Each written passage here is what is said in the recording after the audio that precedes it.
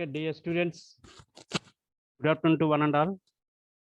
Today, you will learn about what is a asymptotic notations. So, what are the asymptotic notations in our algorithms? So, asymptotic notation is used as a means of computing relative performance of the algorithms. So, time complexity of an algorithm concerns determining an expression of the number of primitive operations. Example, that is step count needed as a function of the problem size.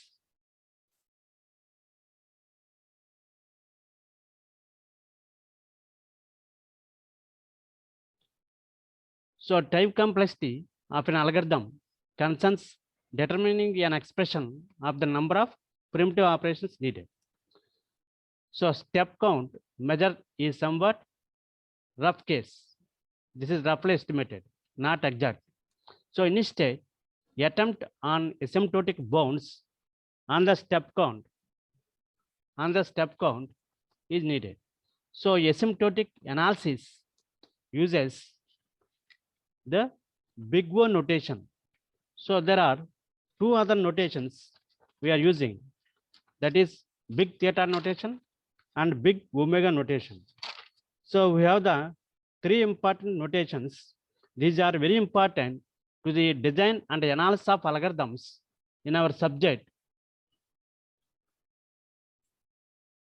In our subject, design and analysis of algorithms, these three are very important. That is, in asymptotic notations, we are using the big O notation, big theta notation, and big omega notation.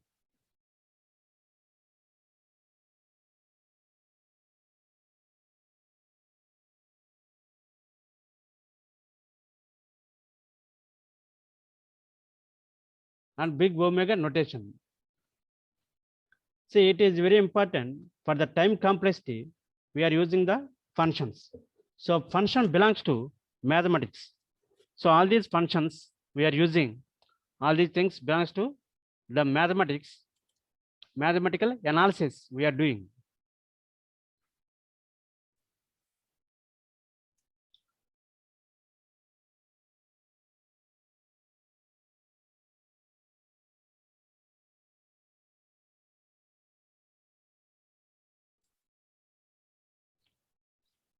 So representing function in simple communication form, so one can get the idea about the algorithm, how to write the algorithm, so or how to compare these algorithms so that one can find the best algorithm. So asymptotic analysis uses the big O notation, big theta notation, and big omega notation. So big O notation is relating to upper bound, whereas big omega notation is related with lower bound. Theta notation comes under average bound of the cases. So we have big O notation, that is upper bound, big theta notation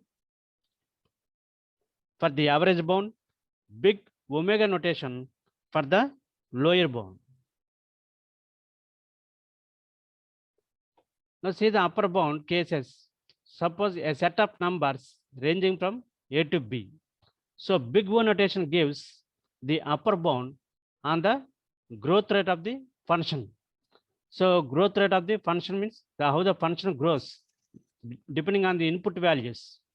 So any number greater than or equal to B, and you can say could be B or B plus 1 or B plus 2 or B plus 3, like this. Any number greater than or equal to B comes under upper bound. So moves closer as the number increases. That means very closer to the B will be considered. So no point of time it is greater than upper bound. So big O notation, how to define?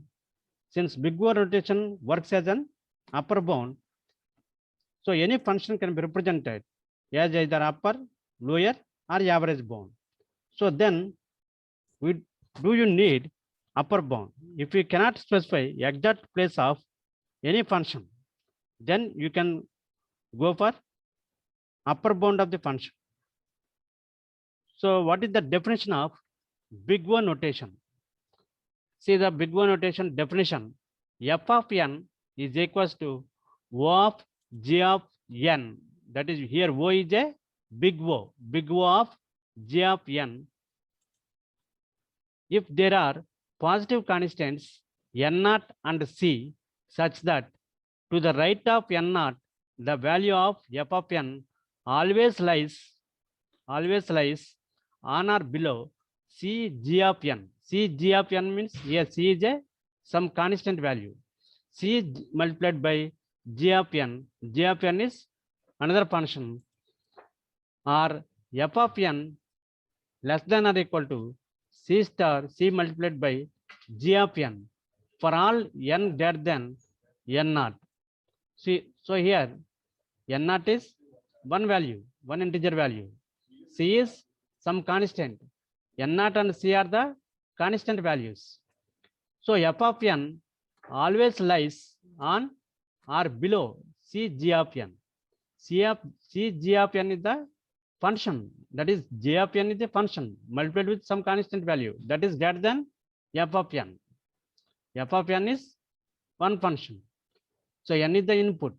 So f of n less than or equal to c star g of n for all n greater than n0. Here n0 is the constant value. So input, in the input we are giving at that particular value n of n0. When you compare f of n and g of n, so f of n is less than g of n or less than or equal to c of g of n.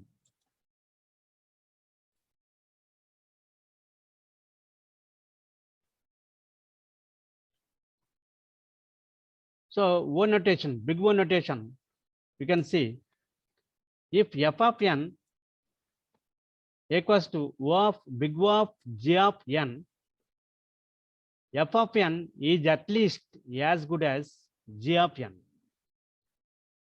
So the statement f of n is big O of g of n means the growth rate of f of n is no more than the growth rate of g of n. When you consider the function f of n and another function g of n, compare the growth rates, then g of n can grow more than the f of n. So that is the growth rate of f of n and g of n are compared, then g of n is having the more growing rate.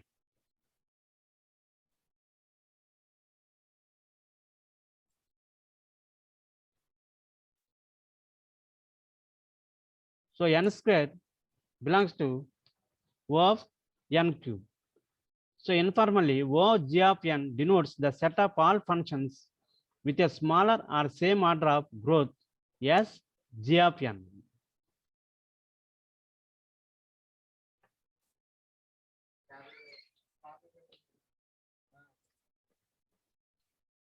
Now see the next one.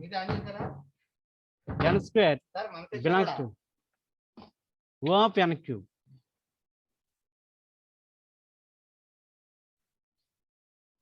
Okay, O notation. The following example illustrates that f of n is O of g of n. Suppose consider this example: f of n less than or equal to c g of n when n greater than or equal to n0. So n0 and c are the constant values.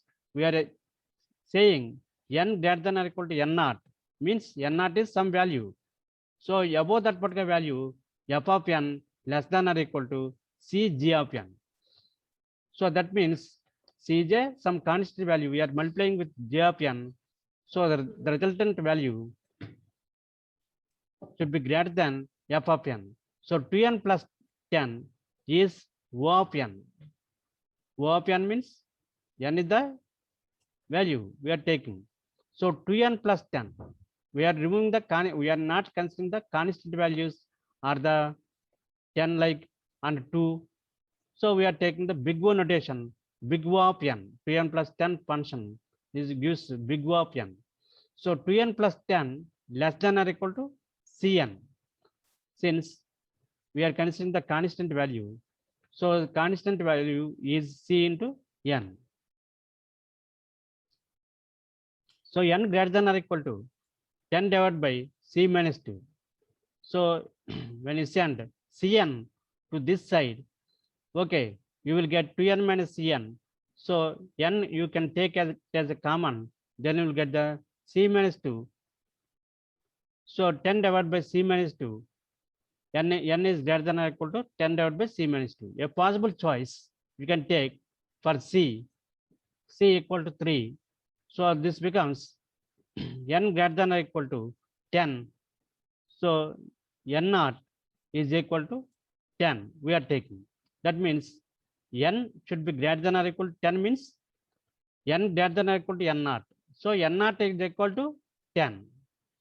So the values, when you consider the input size values about 10, 11, 12 like this, for this function f of n should be less than or equal to C g of n will be satisfied. So 2n plus 10 is big O of n.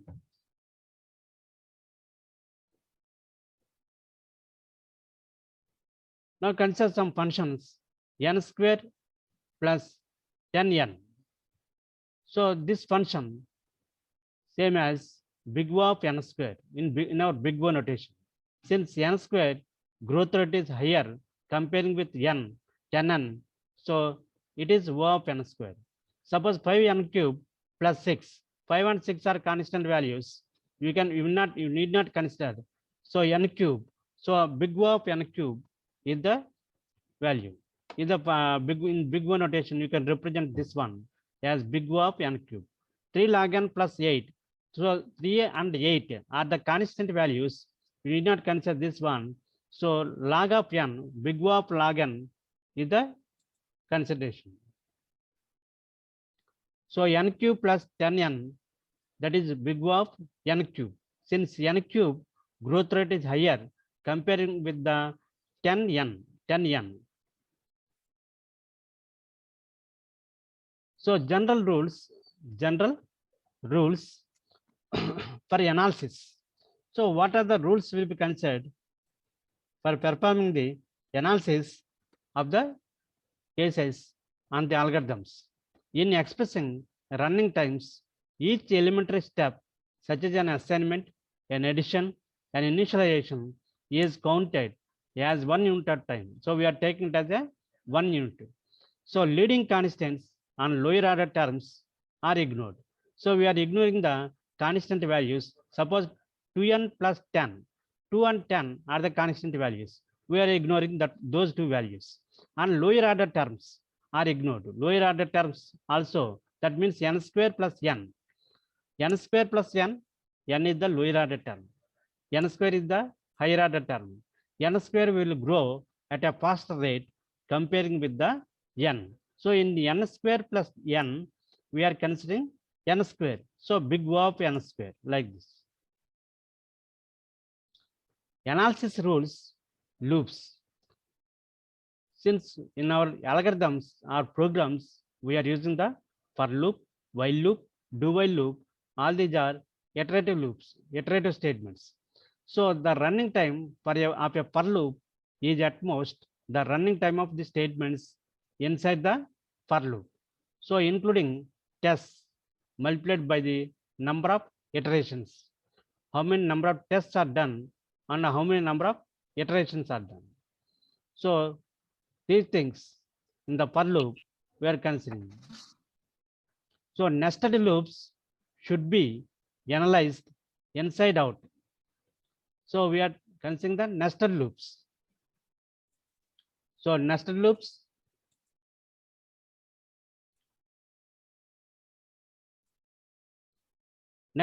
should be analyzed inside out means how many number of times the statements or the loops will be repeated.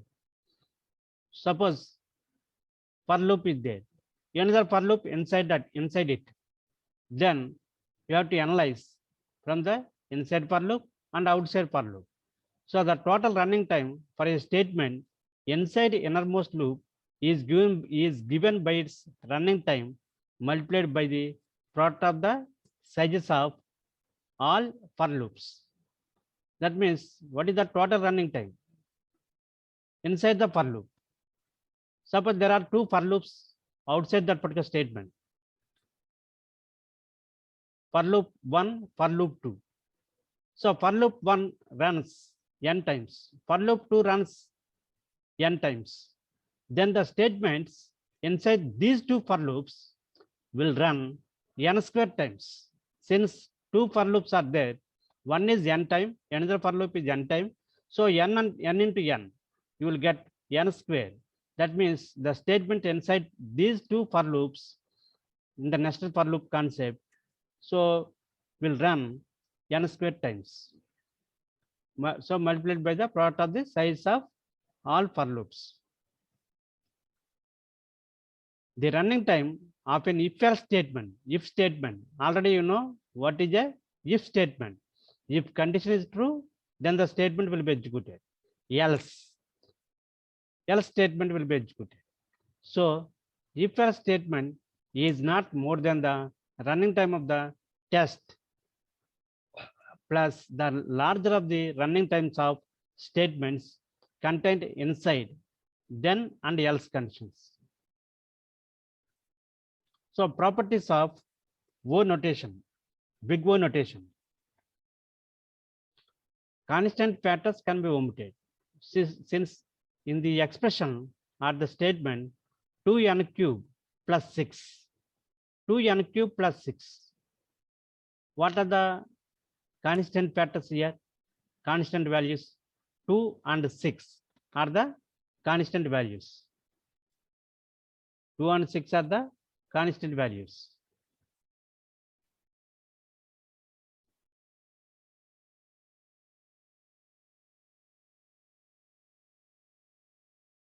See, 2 and 6 are the constant values. So we are not considering those two values. N cube is there. So belongs to O of n cube, big O of n cube. 2 and 6 are omitted. Growth rate of a sum is given by the rate of its fastest growing term. Suppose 5n cube plus 3n plus 8 belongs to big O of n cube. Since here 3 terms are there, 8 is a constant term, we can omit. When you can say n, 3n, n, 5n cube, n cube. So n cube and n, these two functions, when you compare, n cube will grow at a faster rate comparing with n. Suppose if you take 2, n equal to 2, then n value is 2, but n cube value is 8. So it is growing at a faster rate. So n cube will be considered O of n cube, rate of its fastest growing term. If f of n greater than g of n greater than b of n, then f of n is greater than b of n. Why? Suppose when you consider three numbers, 3, 4, 5.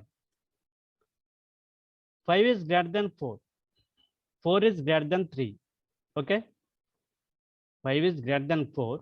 4 is greater than 3. Then 5 is greater than 3. That is a transitive rule. So according to our transitive rule of a function or transitivity of numbers, if a function f of n is greater than function g of n and function g of n is greater than function b of n, then function f of n is greater than b of n. So big O of n square is greater than O of big O of n. Big O of n is greater than big O of log n. So big O of n square is greater than big O of log n. So you are comparing these time complexities of algorithms, then the functions we have. So based on this, we can compare the algorithms. Suppose we have different values of the functions. Suppose one is 1, 1 is less than log n. Some other function is having the time complexity log of n, logarithm of n. When you compare 1 and log of n is more. Suppose log of n and root n, log of n is less than root of n. Root of n and n, compare square root of n is less than n. Suppose n and n log n you can compare, then n is less than n log n. Suppose if you compare n log n and n square, n log n is less than n square. N square and n cube. N square is less than n cube. So 2 power n is less than 3 power n. When you can say n power n, that is more value. Okay. So all these are comparisons. Since we are finding the time complexity of algorithms, we have some values n log n square, n cube like this, and we can compare which growth rate is higher. So that particular growth rate we are considering as the time complexity. So higher powers of n grows faster than lower powers. Suppose when you consider n cube and n square is the lower power, n cube is n in the n power 3 is the higher power. So big O of n cube is greater than big O of n square. Suppose consider this example problem 1. Read A. We are reading the variable A. Suppose x equal to A star A. X is A star A is the variable. We are taking A and we are multiplying the value of A with value of A. Then we will get x. Now write x.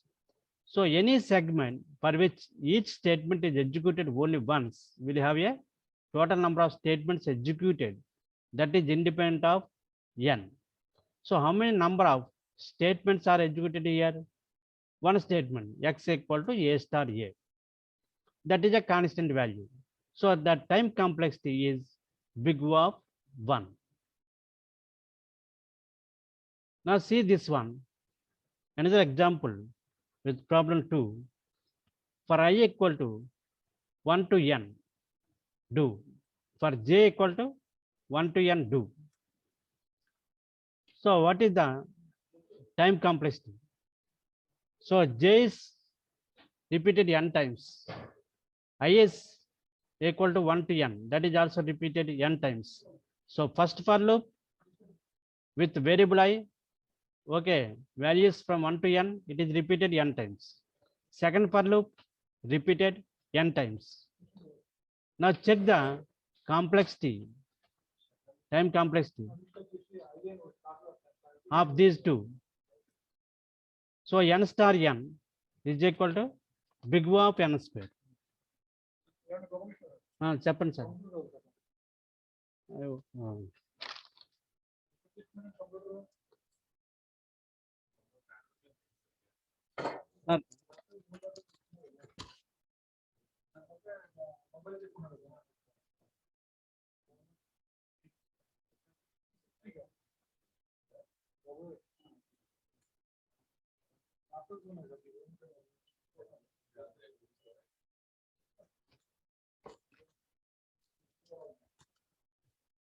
Okay, this is the time complexity big O of n square.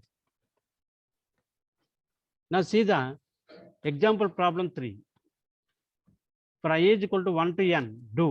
N times it will be repeated. 1 to I times it will be repeated. So if you find the time complexity, if you consider all the numbers 1 to n, so its time complexity is order of big O of n square. So algorithm fact of n. So fact of n, if n equal to 1, then return 1, else return n star of factorial of n minus 1. So this is the factorial program. Now we want to find the time complexity as a recurrence relation. T of n equal to A for n equal to 1. T of n equals to T of n minus 1 plus C for n greater than 1. If n equal to 1, then return 1. So that means time complexity is, we are taking some constant value 1. That is T of n equal to A. Suppose when you consider n star factorial of n minus 1, in that case, T of n is equal to T of n minus 1 plus C for n greater than 1. So where A and C are the constant values. So this is a recursive function. T of n equal to T of n minus 1. So we are using the recursive function. We are finding the time complexity.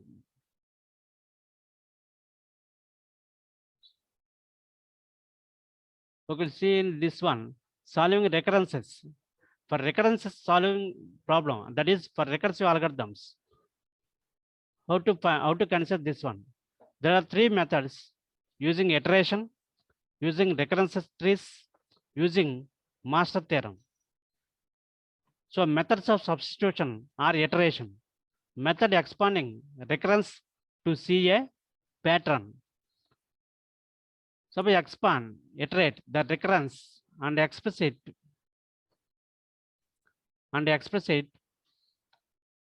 as a summation of terms depend only on n and the initial conditions. So we are taking the initial condition n by we are summing these terms. So expanding the recurrence relation. Now iteration method, keep focus on 2 parameters. So we are taking the 2 important parameters, the number of times the recurrence needs to be iterated to reach the boundary condition. How many number of times it is repeated, the recurrence. Sum of terms arising from each level of the iteration process. What is the sum of terms? So techniques for evaluating summations can then be used to provide bounds on solution. So we want to find upper bound. So for this, what we are doing, evaluating the summations, and we are adding. Then we use it to provide bounds on the solution. So our big one notation gives the upper bound. So for finding this one, we are evaluating the summations. Suppose T of n is equal to T of n minus 1 plus C. So we are using recurrently by applying the recursive way. So for second one, we can write as T of n minus 2 and plus C and plus C. So apply T of n minus 1.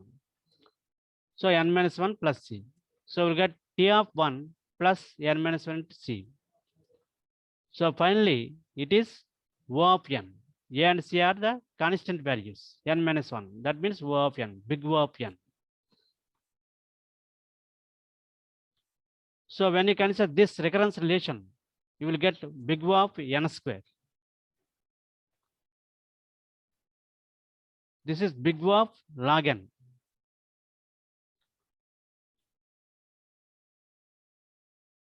So these are some examples in the recurrence relations. We will discuss again this recurrence relation separately. So steps involved in building the recurrence tree.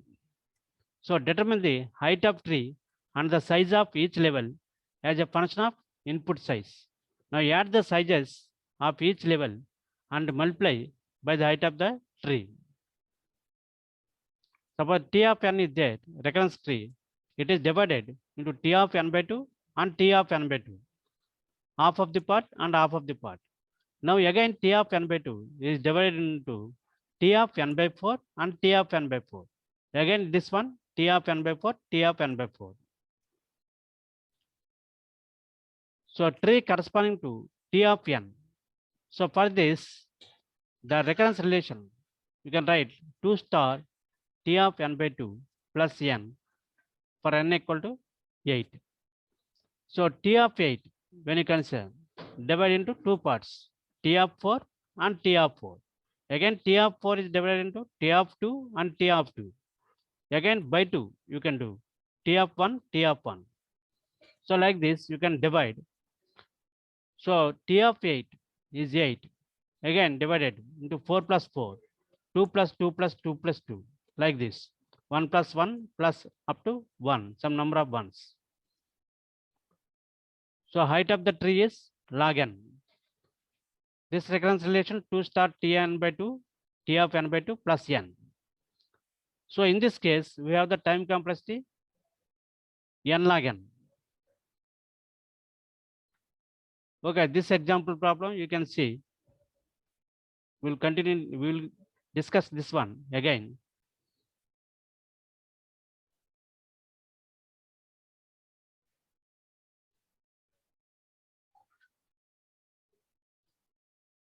See, omega notation. This is very important notation. We have in the asymptotic time complexity, we have three notations. One is big O notation. Second one is omega notation. Another one is theta notation. Big O notation works as upper bound. Omega notation works as lower bound. And theta notation works as average bound. So see the omega notation lower bound definition. F of n is equals to omega of g of n. If there are positive constants n naught and c such that to the right of n naught, the value of f of n always lies on or above c g of n. So what is this one? F of n is a function. G of n is another function. We are saying we are defining omega of g of n. Omega of g of n means we are taking the lower bound. So we are taking, if there are positive constants, n naught is a one positive constant and c is another constant, such that to the right of n naught, see in this graph, this is a right of n naught. The value of f of n always lies, between the value of f of n always lies on or above c g of n. Now see this one, c g of n, f of n is higher than c g of n, is more than the c g of n. So f of n, that is in the omega notation, f of n is always lies on or above c g of n. That is, c is a constant term multiplying with g of n. G of n is the what is g of n? That is another function we are taking. So f of n is above the c g of n. Now see next one, theta notation. Since we have three important notations, big O notation, omega notation, theta notation. Big O notation for upper bound, omega notation for lower bound, and theta notation for average bound. So f of n is equals to theta of g of n if there exists positive constants n naught, c1 and c2 such that to the right of n naught, the value of f of n always lies between c1 g of n and c2 g of n. So we have c1 g of n and c2 g of n. In between that, we have f of n. So that is, we are using the n naught value. N naught is the some integer value. So in the input, we are selecting that particular one. And above this, when you compare f of n and g of n growth rate is higher than f of n.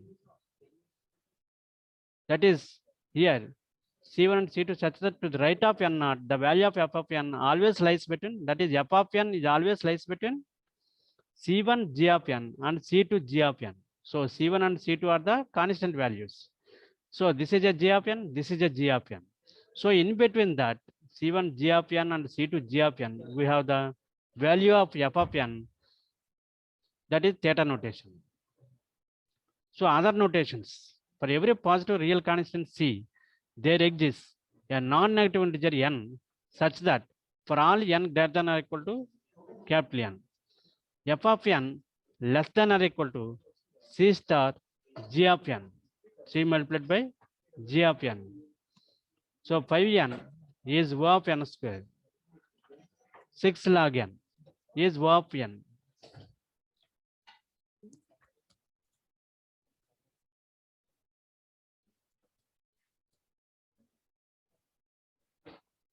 So 6 log n is O of n and 8n is O of n log n.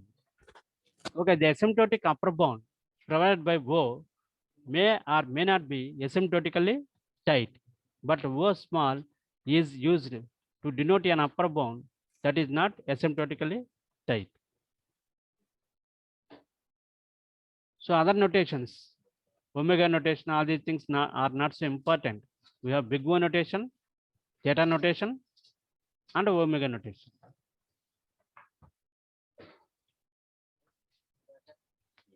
So theta of n square and omega of n square, these values, big O of n square.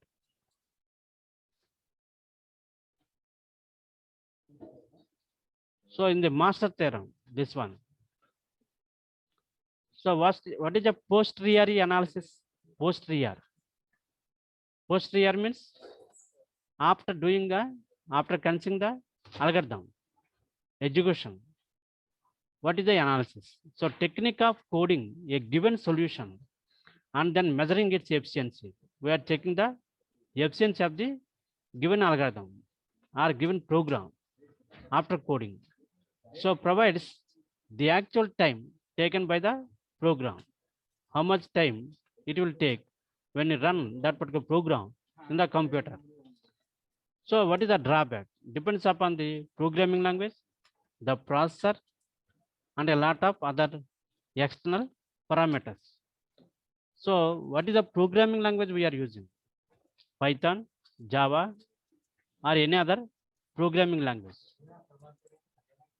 What is the processor we are using? And a lot of other external parameters. So these things should be considered. Depending on that, they will vary depending on the programming language or depending on the architecture of the processor or the computer and other external parameters. Based on that, the time may vary. Comparison. Get time is a function that returns the current time in milliseconds. So how much time is taken by a function, by a program to run? That is in milliseconds, you will get the answer. So the issues, what value of n to be selected? So that is n is a input size. What is the size of the input? Which data set is to be used? Best case or average case or worst case data set. So what is the accuracy required? What type of accuracy required? 100% accuracy or 80% accuracy? Like this. How many values of n are required? The size of n. So can you consider the comparison? If asymptotic behavior is already known, then 2 or 3 values can generate the curve. So asymptotic behavior omits initial values of n and constant terms are also involved in this. For an accurate estimate, more values of n is required. For more samples needed from small values of n. That means the input size, more number of varieties of inputs.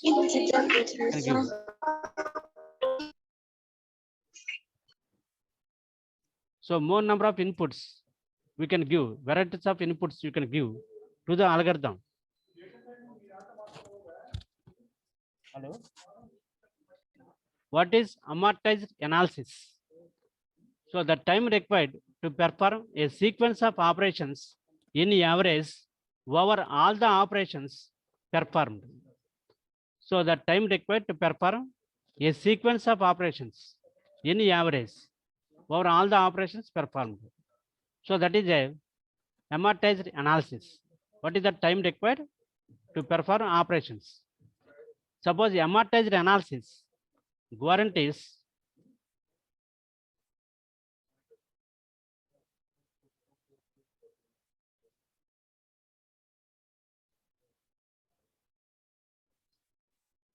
so amortized analysis guarantees the average performance of each operation in the worst case.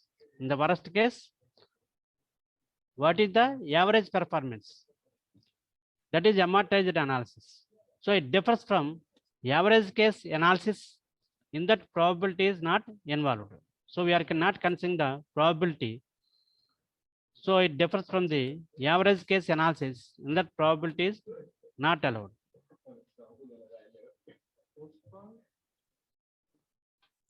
Suppose analyzing quicksort average case.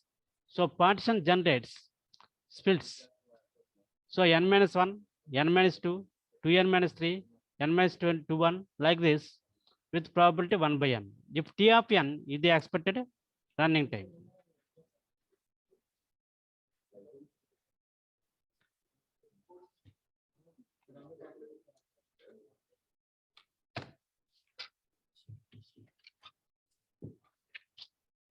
Now see, we have typical running times of algorithms already considered.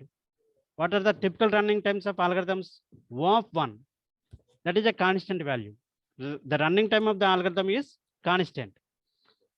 Suppose we have the different algorithms with the different running times already given the graph. Just see the graph. From the graph you can follow. See this graph, you can easily understand. We have log n, this one, n log n, n square, 2 power n.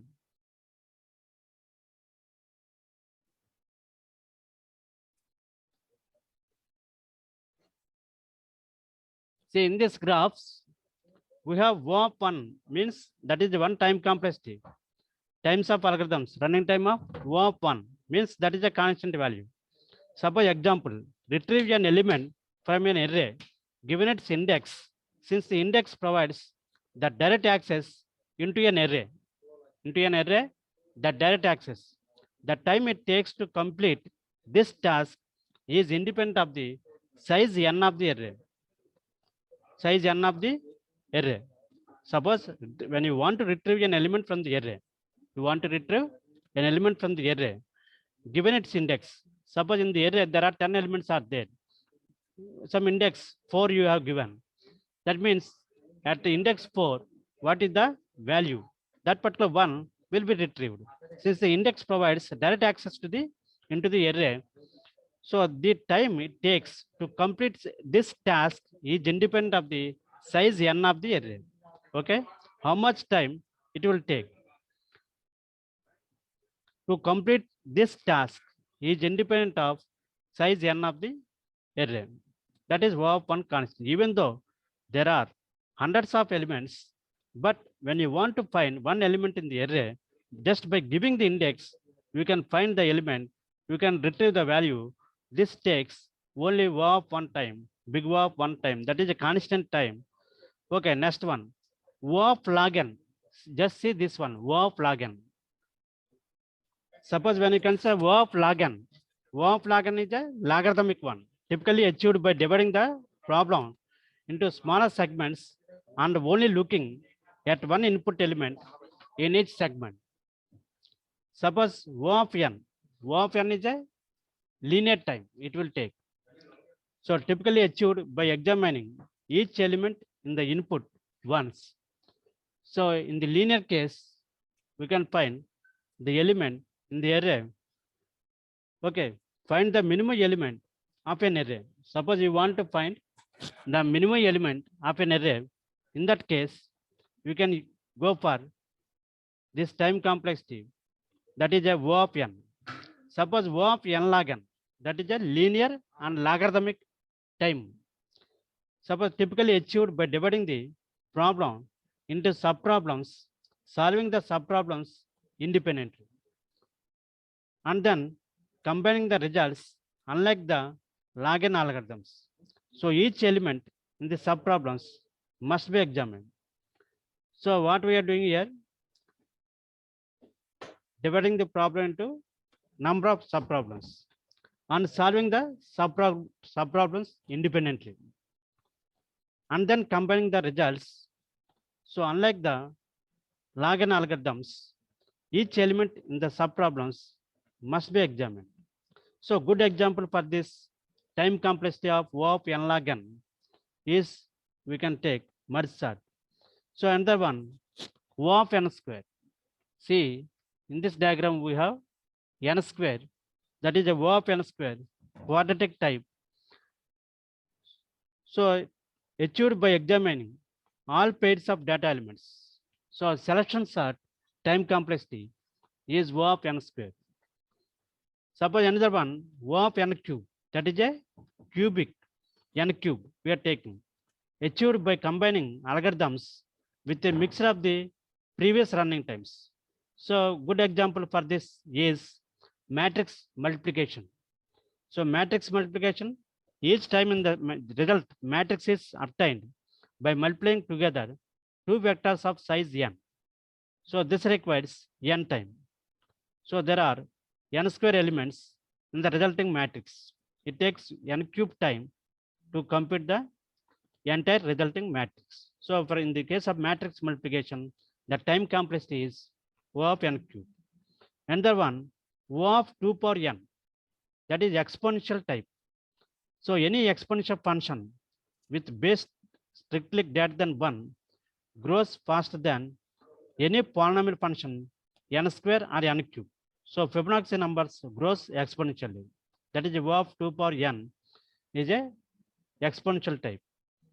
So brute force approach to solve the longest common subsequence problem requires exponential time. So here we have exponential type.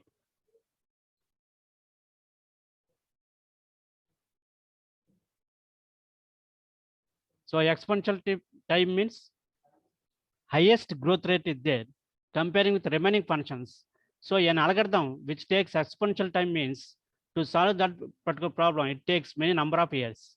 So always we try to consider the algorithm which takes polynomial time or O of n linear time, or it is a O of log n time logarithmic time problems which takes less time, less CPU time, so that we prefer those types of algorithms for solving the problems.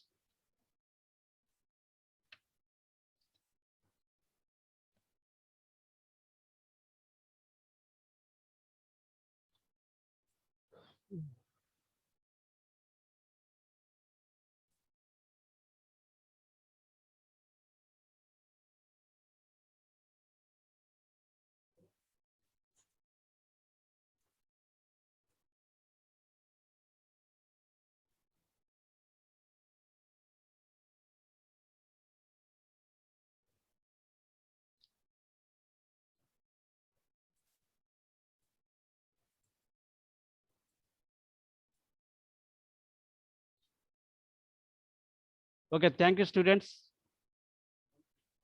In the next class, we can meet. Bye.